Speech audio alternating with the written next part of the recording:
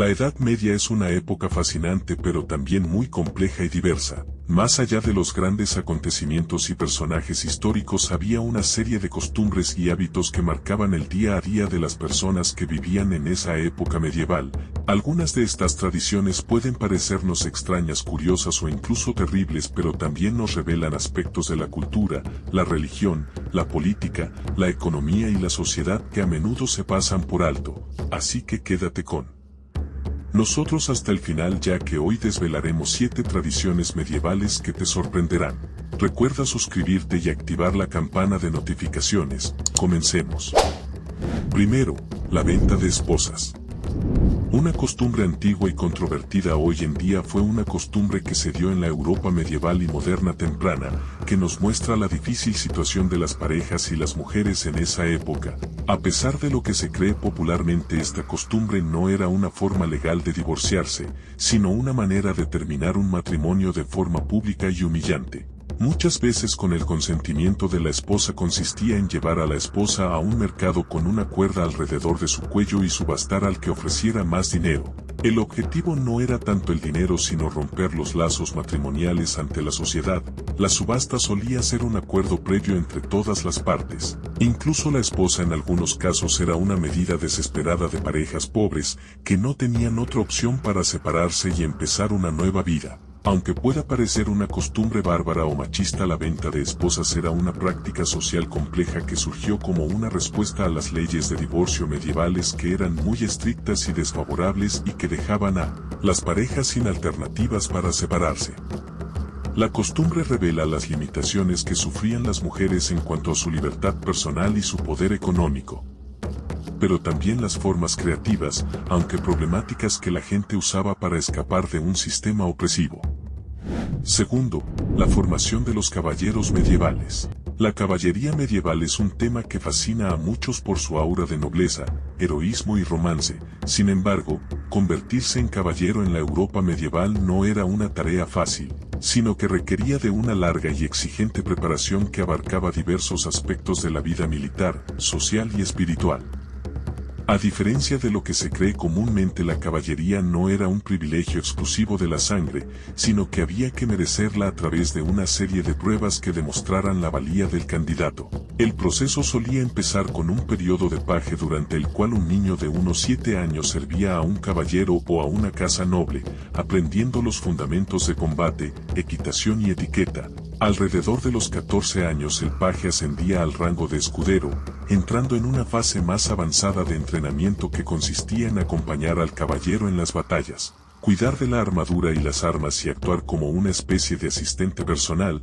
La ceremonia final, llamada investidura, consistía en que los caballeros o nobles existentes golpeaban al escudero en los hombros con una espada, simbolizando su ingreso en la fraternidad de caballeros. Esto era seguido por la aclamación, una serie de juramentos para defender las virtudes de la caballería, como la lealtad a su señor y la protección de los débiles e inocentes. Las pruebas de caballería eran un régimen de entrenamiento integral que buscaba formar no solo a un guerrero hábil sino también a un individuo virtuoso.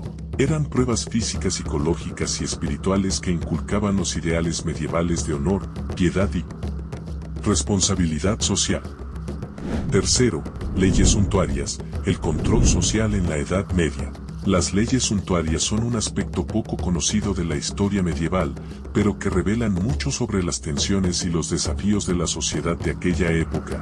Estas leyes tenían como objetivo regular el comportamiento personal y sobre todo definir lo que las personas podían vestir, comer o tener según su posición social. El propósito principal era no solo preservar la jerarquía social, sino también evitar el derroche y la ostentación entre la población. Estas normas eran muy precisas, indicando los tipos de tejidos que se podían usar, el grado de bordado permitido o incluso la medida de la espada de un caballero según sus ingresos. Estas leyes no eran consideradas como mezquinas o invasivas, sino como una forma necesaria de mantener el orden y el buen gusto social. Eran una manera de identificar rápidamente el estatus social de alguien, conservando así el estricto sistema de clases que dominaba la Europa medieval. El incumplimiento de las leyes suntuarias era un asunto grave, multas, humillación pública o incluso prisión. podían sufrir aquellos que se atrevían a incumplirlas. Además, estas leyes no eran fijas sino que se adaptaban a los cambios económicos, las tendencias de la moda o las variaciones en el poder político. Cuarto, la ordalía.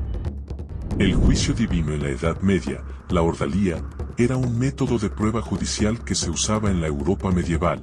La idea principal de este método era que Dios intervendría para mostrar la verdad o la mentira del acusado. Básicamente era una forma de justicia que dependía de Dios, o eso pensaba la gente medieval.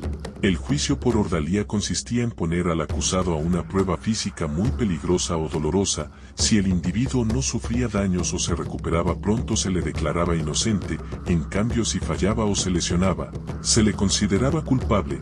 Los tipos más famosos de ordalías eran la ordalía por fuego y la ordalía por agua. En la primera, el acusado tenía que sostener una barra de hierro al rojo vivo o sacar una piedra de agua hirviendo. Sus manos se vendaban y si las heridas cicatrizan bien, en un plazo determinado, normalmente 3 días, se le absolvía. En la segunda, el acusado se lanzaba a un cuerpo de agua con las manos y los pies atados. Si flotaba era señal de culpa, si se hundía de inocencia.